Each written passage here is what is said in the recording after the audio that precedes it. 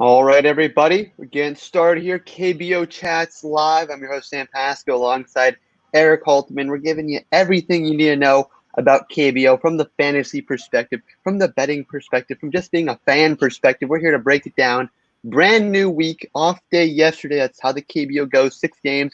You're off then Sunday Pacific, however the time is. They call it Monday. But however it is, we got some games tonight. We're going to break down power rankings, exclusive interview. We'll talk about all that and more. Repping the Dinos hat here. That was a story we'll get into a little later, maybe. Tell it again. Eric, how are you feeling right now with our KBO action getting in to now July? Yeah, wow. I hadn't noticed that it's not still early March.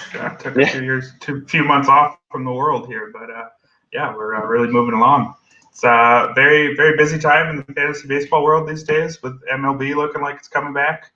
It was just part of our roundtable rankings for anybody who's also an MLB fan. I assume there aren't a whole lot of KBO only fans here, but yeah, so we got stuff coming back there. But as far as I know, I'm still involved with KBO as long as there's people who want to hang out and learn more. So we'll be here going forward as far as I know. Yes, we will be. Jeffrey saying good evening, gents. Yes, good evening. Everyone coming in now. KBO Chats live. We're answering your questions. Hit them in the comments if you're watching on YouTube or Periscope. We want to answer your KBO questions to help you out. If you're only a KBO fan, that's fine. Major League Baseball will be coming back, and you have some American baseball, which is great. They're releasing the summer camp rosters, which is awesome. But I believe us as RotoWire will continue to provide KBO coverage throughout the season, just in case anything goes wrong with the season. We're already seeing guys pull out, Ryan Zimmerman and Mike Leake. So KBO, they're our rock for our baseball season right now in the summer months, and we're here to provide that full breakdown. Let's dive into our little split screen here, talking first with some power rankings. Getting into it here. We get a couple more comments about ESPN airing some games. I'm not sure about this one, Eric. Before we get in the rankings, do you know anything about ESPN airing games once Major League Baseball comes back? As far as I can tell, they're going to. They've said they have the contract for the whole year. I think they've been reassuring people who've become KBO fans that they are going to keep carrying it.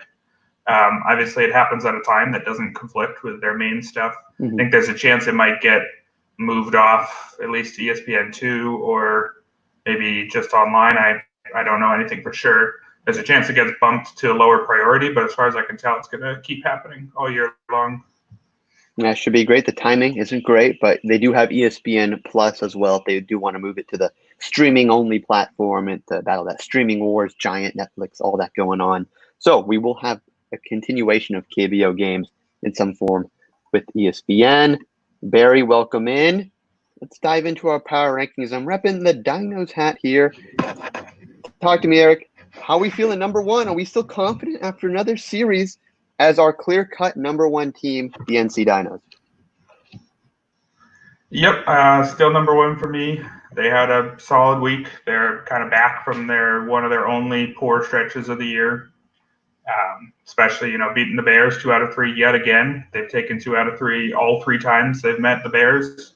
And that's, of course, the team that won last year and has reached 5 straight Korea series. So and anytime you can beat them is definitely a good series win. Dinos pitching has been falling off. I think they're now 5th in runs allowed, which is rather mediocre. They're still quite strong at the top of their rotation, with Chang Mo-ku, Drew Rajinski, and Mike Wright is as good a top 3 as anybody in the league, which definitely helps in the playoffs. A little bit worried about the back of the rotation and maybe the bullpen, but every team has some flaws, so they're in great shape with pretty much everything else. So they're still number one for me. Yeah, Barry, talking about the bullpen woes, down the stretch, how will that impact this team? Is it enough of a deficit that you would maybe give leeway to another team in the Korean Championship, or do you think it's still the Dinos series to lose?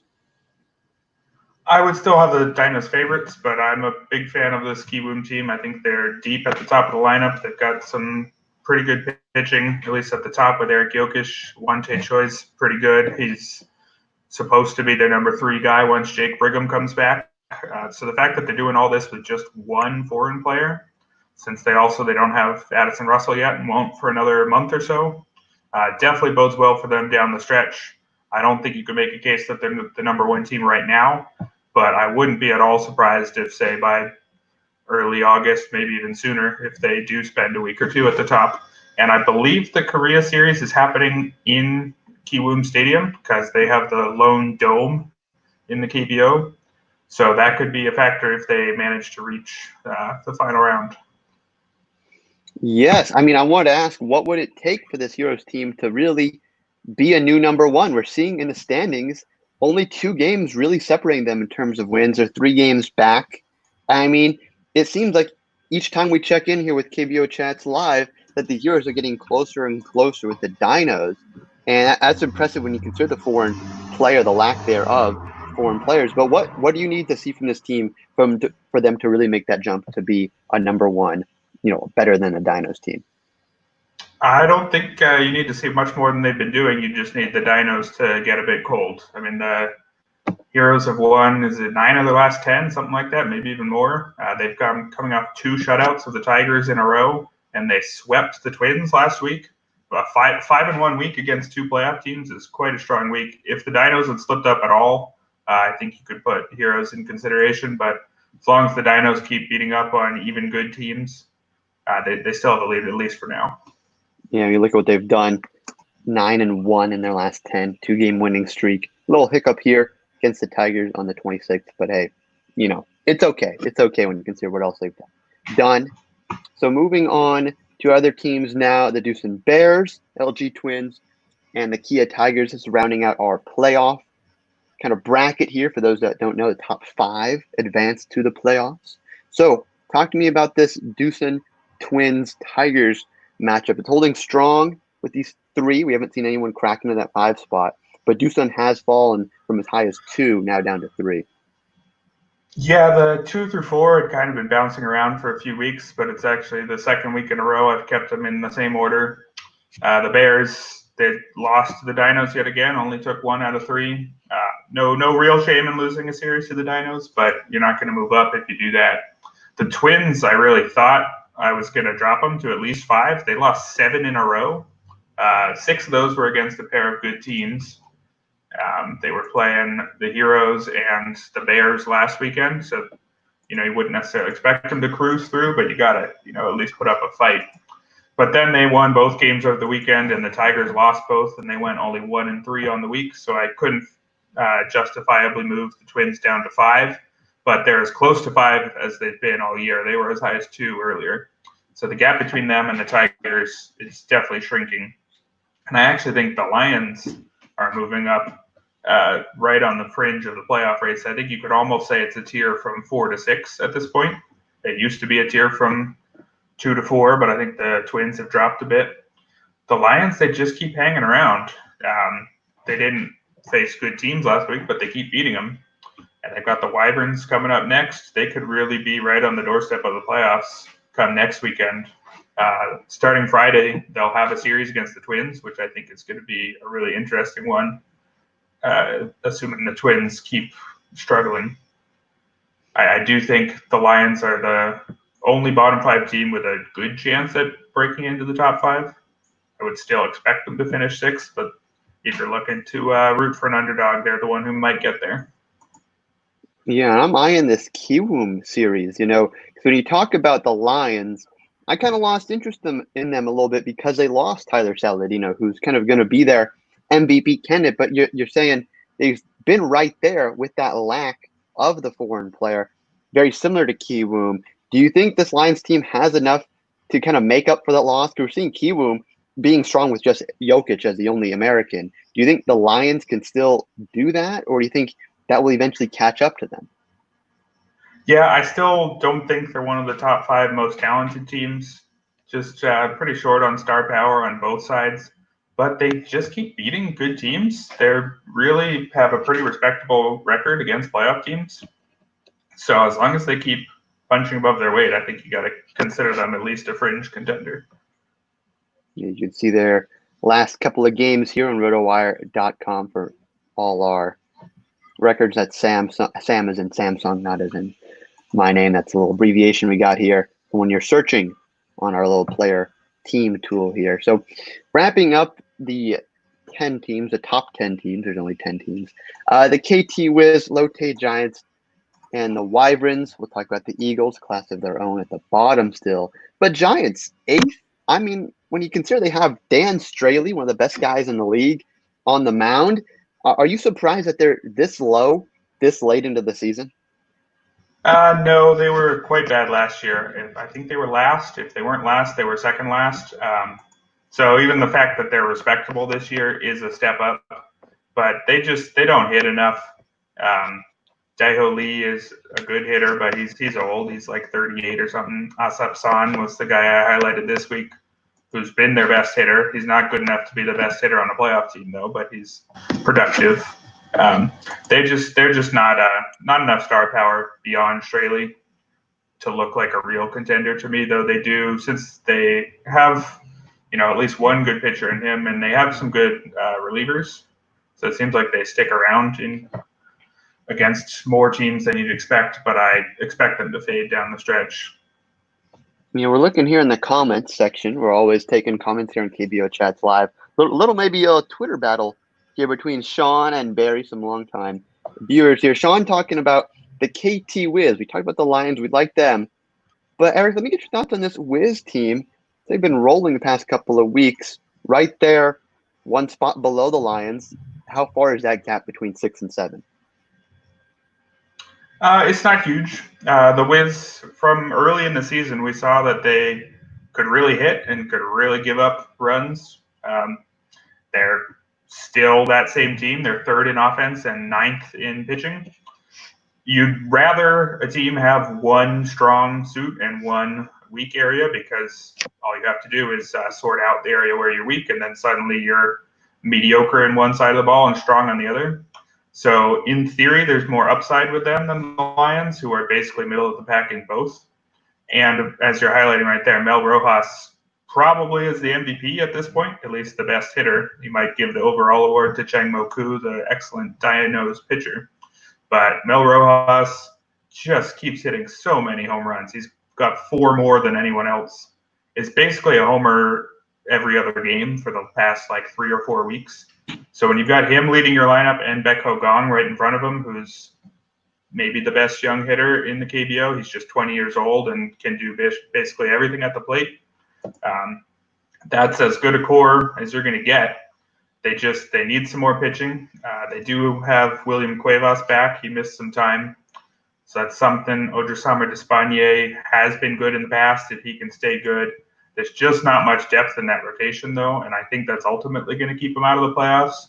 But because they are so good in one area, if they just find some pitching, maybe they rotate through their 3rd through 8th guys until they find the right set, they could make a run at some point. I would be unsurprised.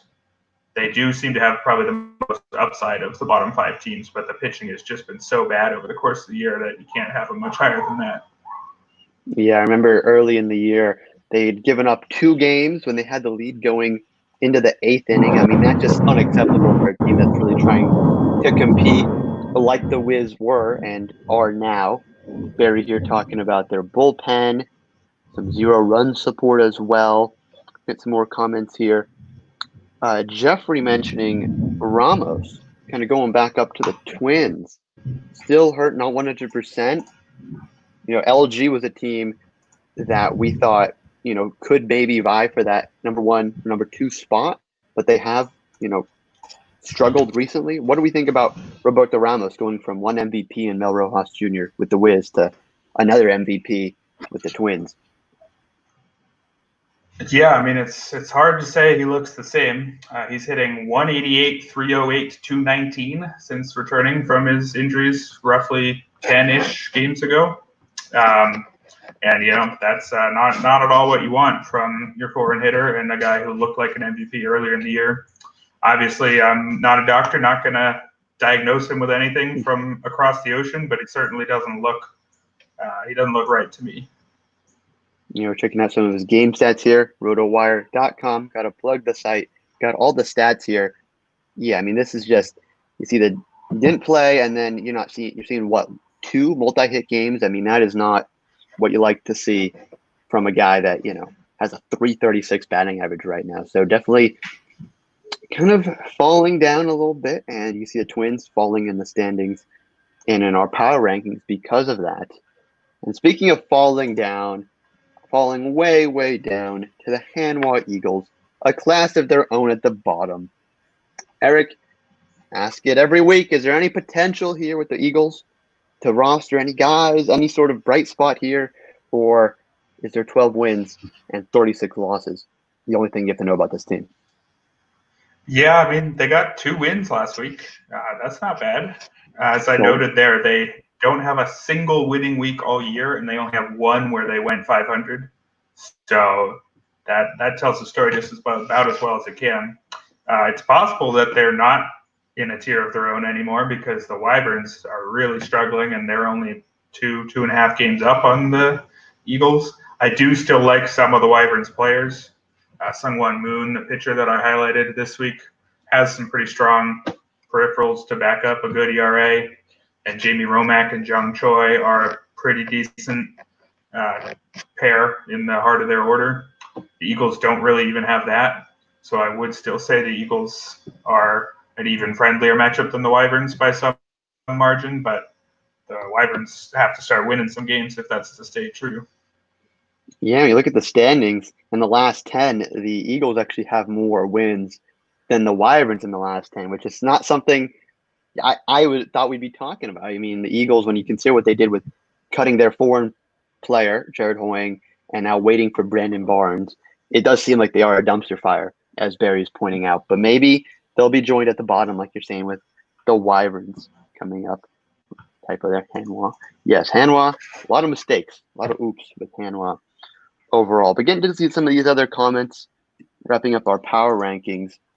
What do you think about Kia again? Do they need to make a move before week some rain? I know they had only like one game in that series against Lotte, but what do we think about the Tigers? It's been the same story. I really like their rotation. Their top 4 they're probably deeper than anybody else, but just not much hitting outside of Preston Tucker and Youngwoo Choi. And Preston Tucker has been slumping lately. He's kind of hot and cold all year. So when he's not doing well, their lineup doesn't do well. I'm not sure if you guys are hearing that really awesome thunder right outside my window, but not sure if that's coming through. But yeah, the Tigers, they were shut out twice over the weekend. And Tucker, I don't think, had a single hit. I don't think Choi had a single hit either. So when those two guys aren't going, there's really not much on the offensive end for them. They were not a playoff team last year, so it's not a huge surprise that they're stuck in 5th. So it would take somebody to break out in that lineup, just give them a little more depth. Yeah, and actually, SG here talking about Kia against the Eagles. Now moving over to our projected lineups here, daily lineup. We can talk about this series starting first with the Tigers.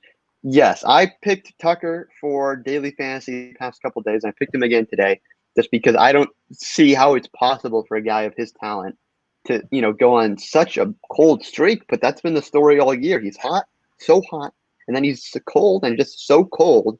I mean, this is an old news nugget here. It's really been quite poor the last couple of games. What do we think about the Tigers? Because offensively, these two teams are kind of going in different directions. Eagles up and Tigers down. Yeah, but I would definitely like that Kia line in this one. The gap between the pitchers tonight is quite big. Ki Young Im, who's going tonight for the Tigers. I think we've got a question in there about who's my favorite starter tonight. It's definitely him. It would be him even if he's not facing the Eagles. He's striking out 24-ish% and walking 5-ish%. Both of those are excellent numbers, and that backs up his ERA, which is under 3. He's an interesting guy. He hadn't really ever done anything close to this, but he seems to be breaking out in his age 27 season. So when you get a legitimately well backed up ERA against a really bad Eagles team, he's definitely my favorite guy tonight. And for the Eagles, Shiwan Zhang has got an ERA over 6. He may not be quite that bad. He actually has a high strikeout rate, but just about everything else is bad. So I think even the struggling Tigers should be able to score enough runs to win this one pretty comfortably. Yeah, the strikeout numbers there, striking out 9. Impressive, but that ERA, whew, over 6, that's horrendous. Yeah, that whip. What was that whip? Yikes, a whip of 2?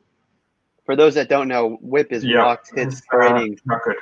That is just horrible. I mean, decent pitchers, you maybe 1.5, you a little under 1.3, but 2, pushing 2.1. That's, you're talking man first and second, no outs, and that's just the beginning of an inning.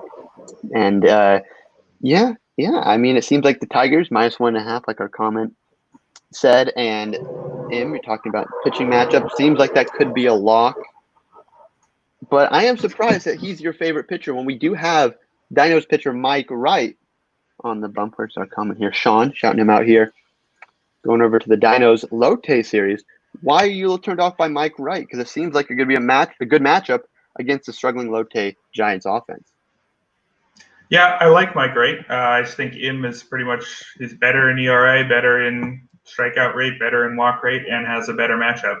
But I'd be perfectly happy to own Wright on either DraftKings or FanDuel. He's the most expensive guy on both sites, but he doesn't seem to be overpriced given that the Giants are third last in runs per game. Wright's not as good as his ERA suggests. He's got an above average strikeout rate, but not an elite one, and he's walking more batters than you'd like. But he's fine in both numbers. He's just more of maybe a number 3 starter, which is what he gets to be on this Dinos team that has Drew Rachinski and Cheng Mo Koo. He's the kind of guy where I'd be happy to own him against weak lineups like this one, though I wish he didn't cost as much as he does. He's priced as if he is Drew Rachinski, but he hasn't been quite the same. I like that. It's from the fantasy perspective, Sean and Barry going at it. Talking about DFS kind of versus the betting lines as well. How confident are we in Mike Wright silencing the Giants' bats here? Because when you look at this offense, it's pretty bad. I mean, 8th, 7th in terms of on-base percentage. Do you think this could be a low-scoring game? What do we think about Kim on the Giants side? I do not think it's going to be a low-scoring game because of Kim on the Giants side. The Dinos were one of my recommended stacks tonight.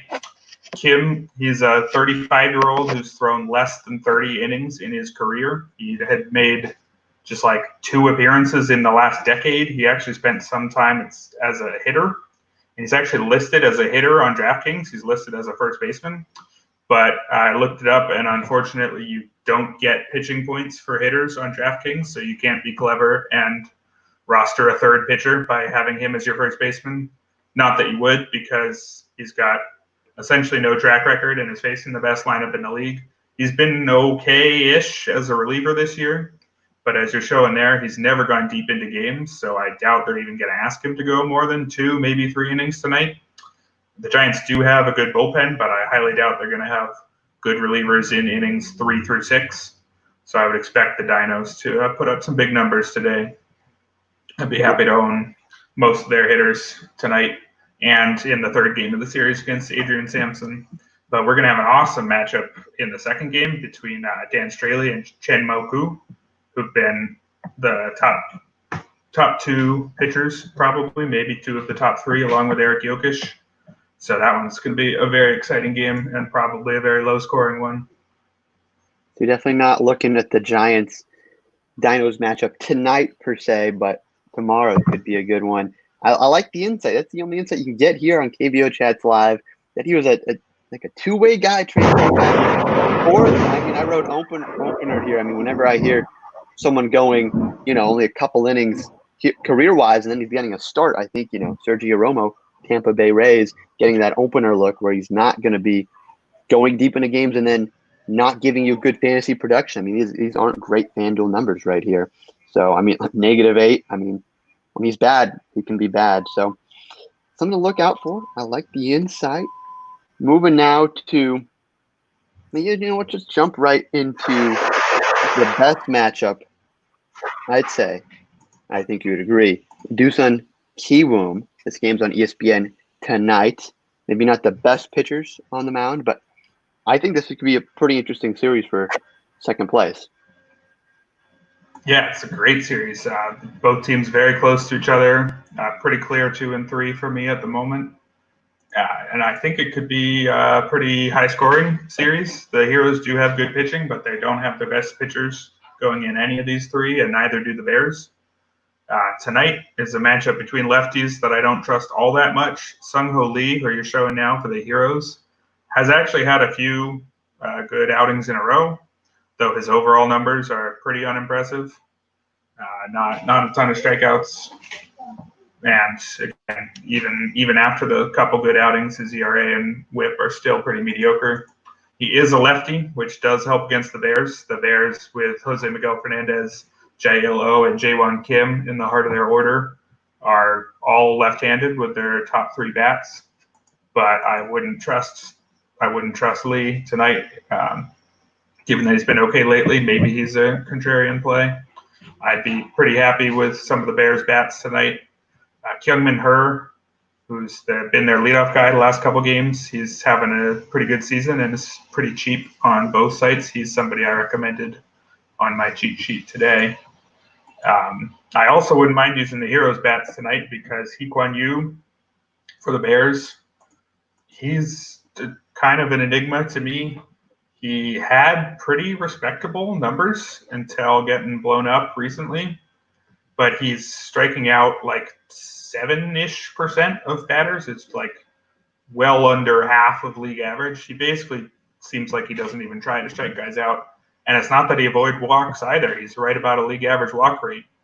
So more walks than strikeouts. He had an ERA in the low 3s last year with pretty similar numbers. He did strike out more guys than he walked last year, but not by a whole lot. So maybe he just kind of makes it work. He was on an ESPN game earlier in the year, and the announcers were praising him for pitching around a guy with the bases loaded.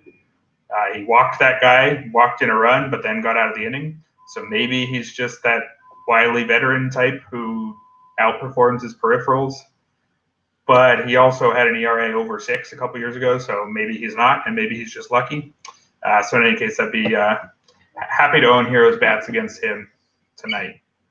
Well, if his last outing was any indication of what type of pitcher he is, the Bears are in for a long night. 11 hits, 6 runs, 1 walk, 1 strikeout. Like you said, these are not impressive numbers from a starter. I mean, maybe you look for him to have a good night, but still, best case scenario, you're looking at 4 walks, 5 strikeouts. That's not a lot of production, especially when in that pitching slot when you don't get that many pitchers. So going back to our comments here, we're on the best series of the night, Doosan Kiwoom. Josh saying he loves the show. Thank you, Josh. We appreciate it. We're here for you. Love you too, Josh. Kiwoom, what were we saying? Doosan Kiwoom over. That is, I mean, everything you were saying about you. I mean, I think the over would seem like a pretty good bet. How has Jose Fernandez been in terms of his production? I remember he was a early season MVP guy. Is he still someone that you should build your lineup around? He's definitely fallen off from what he was, but he's got several multi-hit games last week. Even a down week for Fernandez is a week in which he hits like 280. It's just all singles. He's just that good. Batting average still not quite 400 anymore, but still very high. He'd be somebody I'd be happy to own. It is against a lefty tonight, but not a particularly good one. So there's basically no game in which I would completely avoid him. I like it. That's our Doosan Bears Kiwoom Heroes breakdown. Moving over to the Wyverns Lions. This game looks pretty lopsided. When you look at the Lions, the streak they've kind of put together, going for that maybe 5th spot, maybe climbing up a little higher. Well, the Wyverns have just been absolutely horrendous. Is there any sort of interesting fantasy angle here with the pitchers, not seeing great ERAs, and really not seeing too many great American pitchers? Tyler Saladino still out, and Jamie Romack, okay, maybe? What do you think? Yeah, it's an interesting series since the Lions are on the rise. If they really are going to push for a playoff spot, you want to see them maybe even sweep this one. I'm not sure if they'll do that, but they have a good shot to take at least 2 out of 3. It's worth noting for fantasy purposes that this one is at the Lions' home stadium, Daegu Samsung Lions Park. It's the most hitter-friendly park in the league. But I do kind of like some of the pitchers in this series. Jung-hoon Park for the Wyverns has better peripherals over the course of the season than his pretty bad ERA would suggest. He's had a couple bad starts lately, though. I did still include him as a cheap recommendation. He's the cheapest pitcher on FanDuel. So if you're willing to take a risk that, he's pitching in a hitter-friendly park and has been pretty bad lately, he does have interesting numbers overall. He's got some strikeout upside. Sungwon Moon, who I mentioned earlier, is going in the second game of the series for the Wyverns. He's somebody I think could have a good game against a pretty mediocre Lions offense. On the Lions side, I'm not a big fan of their pitchers this series. Chae-Hung Choi is worse than that ERA suggests. Pretty mediocre, not terrible, but doesn't do much to excite you. Yoon Dong Hyo going in the second game is close to twice as many walks as strikeouts, but he has an ERA below 4. He's a guy the ESPN crew have nicknamed him Houdini because he keeps getting out of jams, which, good for him, but that doesn't bode very well for the future. If you keep getting into jams, odds are you're not going to keep getting out of them. Then they've got David Buchanan, who just got blown up by the Eagles last time out. He's been pretty mediocre on the season. He had a strong stretch at one point, but he's gotten blown out several times. Maybe the Lions are just willing to leave him in on days when his stuff is off, but has the potential to give up 8, it seems like, on any given night, or also to shut the team out over 8 innings. So could go either way on that one. Yeah, Buchanan, not sure what to really make of him right now. I mean, like you said, looking at his stats here, he's been great and then he's been horrible. I mean, for game 3, it'll be interesting to see if this game will either be going for the sweep or going for the victory of this series. Does not seem like the Lions will lose the first 2. So it looks like Buchanan will have some sort of importance. But like you said, Eagles, that's just not good. When you struggle against the Eagles, that is definitely concerning. 8 runs in 6 innings, not a good sign. Getting some other comments involved here. Wrapping up this SK Samsung breakdown. Under 9.5. You didn't seem too confident in these pitchers, but 9.5. Does that excite you at all? I think I would side with the over, but it's not a bad line. Park, again, I mentioned him in my cheat sheet, mostly just because he's very cheap. So he could be a huge return on investment, but he's struggled lately. Choi is pretty mediocre, and it's a hitter-friendly park. So I wouldn't be super confident in the under, even though the lineups are pretty mediocre. I think that's a pretty tight one either way. All right, get some more comments here between Barry and SG here. We're moving on to the final series here. KT against LG. The Wiz taking on the Twins. What do we make of this one here? Because Ramos has kind of been a non-factor so far, but Rojas, I mean, can he maintain the hot streak he's been on? Yeah, this is maybe the most interesting series. I know the Bears Heroes is the best one with 2 really good teams, but the Twins looking like they're trying their best to fall out of the playoff picture, and the Wiz making something of a charge. It's closer than their records would suggest for sure. Going tonight, if you were to keep the faith in Ramos, not a bad idea because Min-Soo Kim is nearly as bad as his ERA. He hasn't been terrible. He doesn't walk many guys, but he strikes out nobody. So I would like the Twins lefties tonight, mostly Hyun-Soo Kim and Roberto Ramos. I recommended Kim tonight just because I don't trust Ramos lately. And I don't really trust the Wiz righties in the next 2 games of the series either. Jisung Bae has a pretty decent ERA, but pretty bad underlying numbers. And Byung-Wook Jo has made 1 career start. They're all 3 righties, so I think I'd be a fan of the Twins lefties in all 3 games, even though their lineup's been struggling. Maybe it's a chance to get on some of their best hitters with lower ownership. Though, again, wouldn't be terribly surprised if they continued struggling. The Twins tonight have Min-Ho Lee going. He's an interesting guy. He's just 18 years old, and he's got incredible ERA and WHIP. He hasn't been as good as those numbers suggest, but he's been pretty good. I think he's striking out a slightly above average number of batters with a basically league average walk rate. So you'd probably expect his ERA to be more like 3.5 to 4, but that's pretty respectable for an 18-year-old. So I wouldn't hate using him tonight, but he does have a tough matchup against the Wiz. With no Rojas and Beko gone, they can score runs on anybody. But he could well be the best of their three pitchers going in the series. They've got Tyler Wilson in the second game, who's been pretty much just mediocre, both in his ERA and his underlying numbers. And they've got Woo-Chan Cha going in the third game, who was just blown out by the Bears a couple starts ago.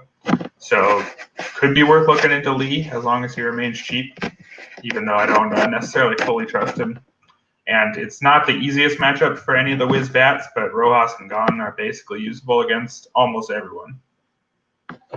Yeah, very solid lineup, especially looking at their offensive rankings. They've kind of climbed back up. There was a point there where they were the best offense and then average, and now they're climbing back up for a total on this game. Wiz and the Twins, the consensus pick right here is 10. Give me an over-under on 10. How do you feel about Rojas and Beko Gong really producing tonight?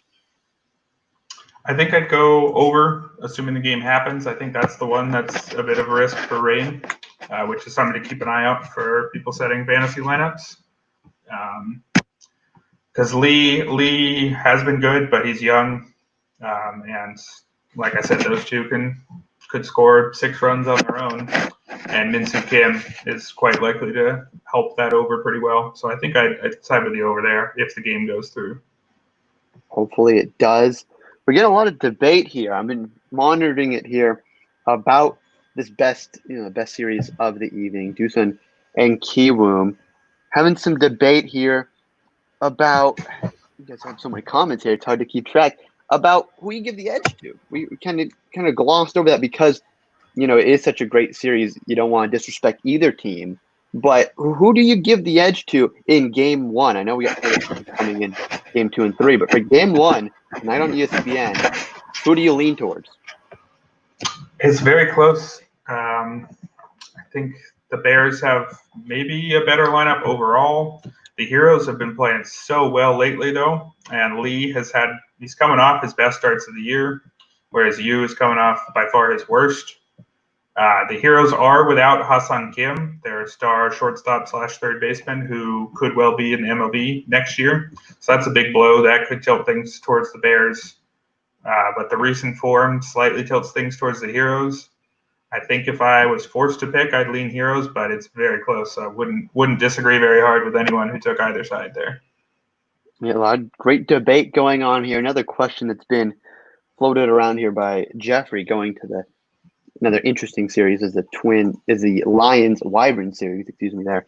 Talking about a good steady hitter for Samsung. No Tyler Saladino, who's a go-to bat for this Lions team. Jawo Koo, the number 3 hitter, is pretty good. He's good, not necessarily good enough to be the top hitter on any team, but he's been pretty solid. He's like a 300 hitter with 15 to 20 homers and 10 to 15 steals every year. So something maybe just shy of a star, but somebody I'm pretty happy to use, especially against the right-hander and especially at home in the most hitter-friendly park in the league. Won-Sok Lee, the cleanup guy, he's fine. He's somebody I've been using when he's facing a bad pitcher. Hak-Ju Lee, sometimes Hak-Ju Lee, the shortstop, moves up into the top 4 spots, and when he does that, he's interesting. Again, especially when he has the platoon advantage against a weak pitcher in the league's most hitter-friendly home park. There's a bunch of secondary factors with all these guys, especially on FanDuel. They're all very cheap. Only Saladino costs more than 10. Most of them are like 7, 8, 9, which is just about as cheap as a starter gets. So those secondary factors, the price, the opposing pitcher, the home park, do lead to me owning the Lions every now and then, though none of their hitters individually stand out really except for Koo. When you say cheap lineups, and bargain players, that's music to my ears, and a little drawing here showing the benefit that maybe a guy on a team that is trending upwards that could produce. If we see this Lions team put up, double digits early on, they could be a solid fantasy team and a good one for this series against a horrible Wyverns team that is almost rivaling the Eagles and how bad they are. And that's saying a lot because the Eagles are not good this year. Tom and Jerry, just want to get to him. Looks like a first-time participant in KBO Chats Live talking about the over in the Wiz Twins. That might hit 10 before the half. Lol. It's funny because it's true. Rojas, Kang, talking about them. Solid guys. Other comments here, it's still heating up. Kevin, shout out RotoWire for being there on stuff. Yes, we are. And that actually takes us perfectly to what I want to talk about next is some injuries. We have you covered on everything in terms of injuries and news for player notes. But are there any notable ones now here, Eric, that would impact games tonight in the slate for this 3-game series? Yeah, there's a few. Hassan Kim, the shortstop for the Heroes, best offensive shortstop in the league. Get probably best shortstop overall, I would think, unless I'm forgetting somebody, given that he's got MLB aspirations. He's out with an ankle. Not sure how long, but it seems like he'll be out at least a few games. For the Dinos, Myung-Ki Lee, who's outfielder, usually hits second. He is out with a knee. The relevant thing there is Hee-Dong Kwon has moved up to the number 2 spot. He is very cheap on both sites, and he's having an incredible season. I tweeted something out earlier. All 9 Dinos regulars have a WRC plus of at least 110. For those who don't know, that's a stat that measures the overall offensive output, giving the correct weights for how important a single, double, triple, walk, etc. are. It's scaled so that 100 is league average. So the fact that all 9 of their regulars are at least 110 in that stat means all 9 Dinos regulars are 10% better than league average, at least. It's just not fair to opposing pitchers, given that there's usually some free outs in the bottom of the order. Dinos have none of those. Hee-Dong Kwon was somebody who was batting in the bottom 3, but he's having a breakout year. If people remember Jin Sung Kang, who is another Dino who came out of nowhere. He was a bench guy before this year, and now suddenly he's an MVP candidate. Hee-Dong Kwon is kind of that, just to a slightly smaller scale. He's shown average in power and everything. So with him taking Myung-Ki Lee's number 2 spot, he's somebody I would be all over for the next couple games, as long as he stays there and as long as he stays very cheap. That's the big injuries. Some small stuff for the Bears. Jae-Ho Kim is out with a shoulder injury, and Jae-Won Oh is back from a hamstring.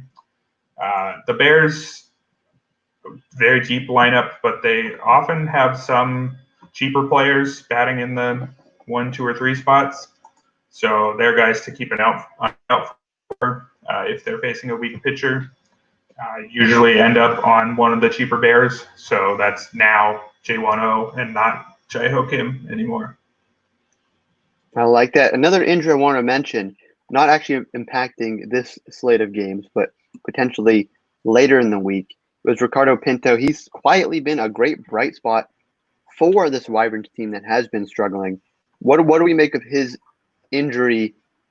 How deep is the Wyverns pitching staff? Can they recover from this injury, or is this going to really hurt them going forward? Well, so they're also without their other foreign starter, Nick Kingham. I'm not sure when he's coming back, at least a little bit away still. You say he's been a bright spot. He's been bright-ish in ERA. His underlying numbers, though, pretty darn mediocre. Strikeouts and walks right about equal to each other. So he's somebody I actually wonder, given that he's on such a bad Wyverns team, wonder if he might be at risk of losing his job. But obviously can't do that while he's injured. There are a couple Wyverns pitchers who have been decent. I mentioned them earlier. Sungwon Moon has been their best pitcher, and Jung-Hoon Park, and mostly just Jung-Hoon Park has decent peripherals but a bad ERA. So I don't know if they have another guy to bring in for Pinto. They can't really afford to lose anybody else, but I'm not sure he's actually been that big a loss if you look at his underlying numbers so far. Yes, I definitely think solid is relative. I think you got to give them a little more leeway when you're in such a bad team that, giving up 2, 3 runs in 6 innings, isn't horrible. Definitely not going to give you any wins. Best case scenario, probably a no decision. But we'll see how the Wyverns bounce back now without any foreign pitchers at all. And wrapping up here, we're getting some picks here. It brings us perfectly to our pick. Eric. Always love getting your picks. Top 3 for tonight. Got our KBO show video checked out under 3 minutes, getting you everything you need to know. Eric, let me know, what do you think your top 3 picks are for today? Because SG here is talking about the Dinos, Kia, and the Doosan Kiwoom over. Do you agree? I think I'm definitely going to be on the Tigers over the Eagles. That's my top one. I think I'll be on Dinos over Giants as number 2. Both of those, the favorite has the way better pitcher, so that's a pretty easy choice. It's an interesting question for number 3. Kiwoom Doosan over isn't bad, given that I like both lineups and I don't trust either pitcher. Though the Heroes really aren't giving up runs lately. I think their bullpen must be doing pretty well. But that's definitely one I consider.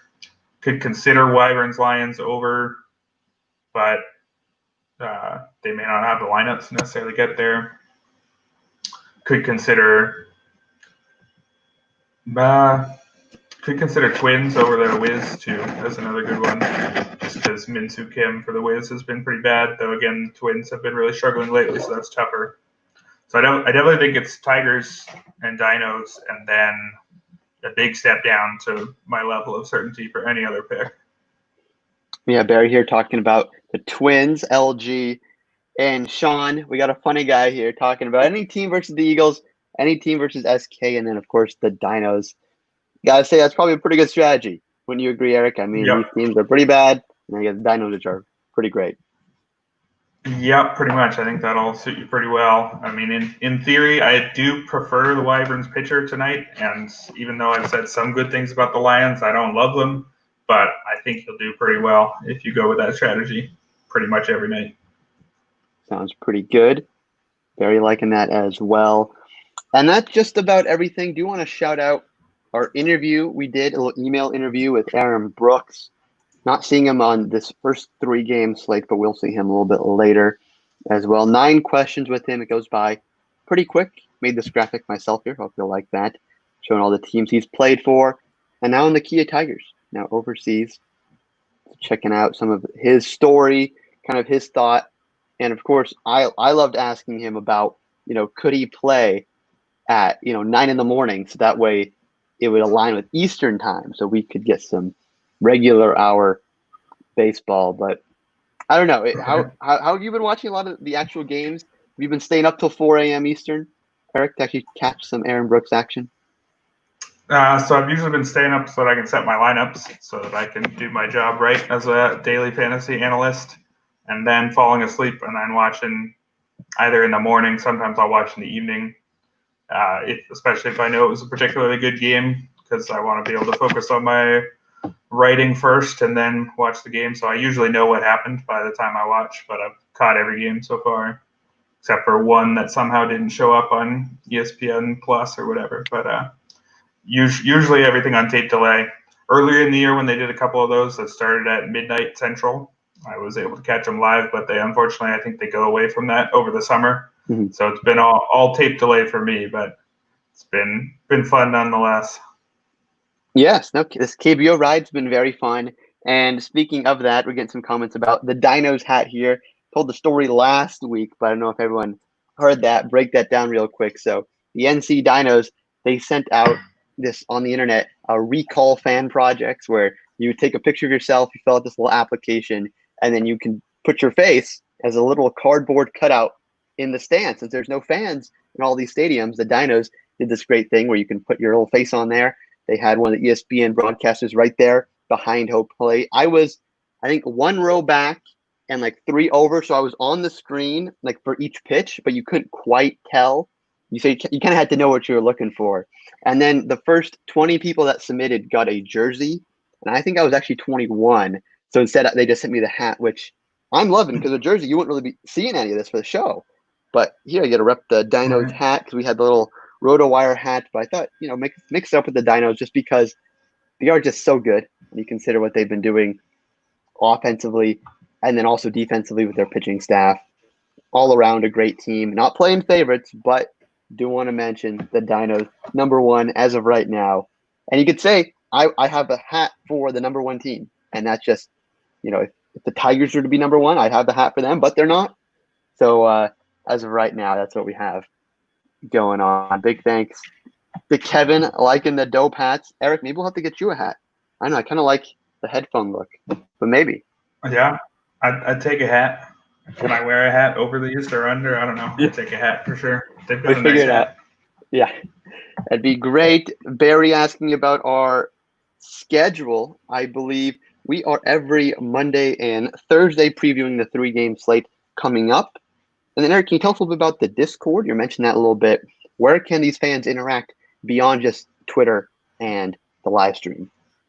Yeah, if you're a RotoWire subscriber, one of the perks we have is the Discord where people go in and chat about daily fantasy, season-long fantasy, whatever. I've had people ask me specific questions on there. I'm always willing to hang out and chat with whoever's around. So definitely consider subscribing if you don't yet, and come get involved. Come hang out. Nice little community we've got going with KBO fans. So hope we can keep that going. Yeah, it's great. Time's been flying. We almost talking here for an hour. It feels like 20 minutes. I mean, you guys have been great. We're enjoying it. Major League Baseball coming back. Next time we're talking, I think they'll all be reporting at spring or summer training. Summer camp is what they're calling it. But guys, stick around. We'll be covering KBO throughout the season. It's been a lot of fun. What other show do you get to ask your questions live and we interact with you? Check out the Discord. Check out Twitter. I think going back to the Dino story here, answering Kevin's question, I think it would have been the white Dinos jersey. I believe that home one was the one they were sending out. I believe on Twitter we had a little poll contest, which is your favorite jersey. I think we got a lot on that Dinos jersey, which is pretty fresh. And that's what we're looking at. Overall, Eric, any other notes or any fun anecdotes to wrap up today's show? I do like the burgundy, whatever you want to call it. I would call it brick red, but whatever you call it there for Kiwoom. They're similar color to jersey I wore in my glory days back as a very low-level varsity high school player. So I could wear Kiwoom red. It's a good look. I like it. I like a little Kiwoom action. And they'll be on ESPN tonight facing off the Doosan Bears. Should be a great game. Should be a great series. Keep it here on RotoWire for all your KBO coverage.